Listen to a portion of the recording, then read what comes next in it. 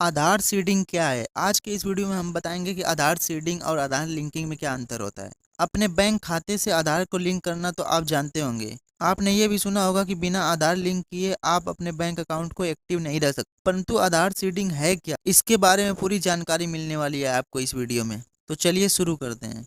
आधार seeding क्या है? सबसे पहले हम बात करते हैं कि आधार सीडिंग क्या है, यह आधार लिंकिंग से किस तरह अलग है। आसान शब्दों में कहें तो सरकारी लाभ प्राप्त करने के लिए अपने खाता संख्या को अपने आधार नंबर से जोड़ देना ही आधार सीडिंग कहलाता है। उसी प्रकार आधार सीडिंग किए हुए बैंक खाता को आधार सीडेड अकाउंट कहते हैं। आधार सीडिंग और आधार लिंक में क्या अंतर है? एक आधार नंबर को कई बैंक अकाउंट से लिंक किया जा सकता है, लेकिन एक आधार नंबर से केवल एक ही बैंक अकाउंट सीडिंग किया जा सकता है। आधार से बैंक खाते को जोड़ना ही आधार सीडिंग कहलाता है। कई लोगों के एक से अधिक अकाउंट होते हैं। ऐसी स्थिति में खाता धारक अपने एक ही आधार नंबर को अपने सभी बैंक अकाउंट से लिंक करता है, लेकिन वही व्यक्ति अपने सभी बैंक अकाउंट को एक ही आधार से सीडेड नहीं कर सकता। अर्थात एक समय में केवल एक ही बैंक खाता एक आधार नंबर से सीडेड हो सकता है। इस प्रकार आधार सीडिंग और आधार लिंकिंग दो अलग अलग चीजें हैं। अब प्रश्न उठता है कि आधार सीडिंग क्यों आवश्यक है, इससे हमें क्या लाभ है। केंद्र या राज्य सरकार अलग अलग योजनाओं का पैसा लाभार्थियों के खाते में डीबीटी डायरेक्ट बेनिफिट ट्रांसफर के माध्यम से भेजती है। चाहे किसी प्रकार की सब्सिडी हो, छात्रवृत्ति हो, अलग अलग योजनाओं का पैसा सबके लिए आधार सीडेड बैंक अकाउंट होना आवश्यक है। किसी भी योजना का पैसा सही लाभार्थी के पास पहुंचे, इसलिए आधार सीडिंग को अब अनिवार्य बना दिया गया है।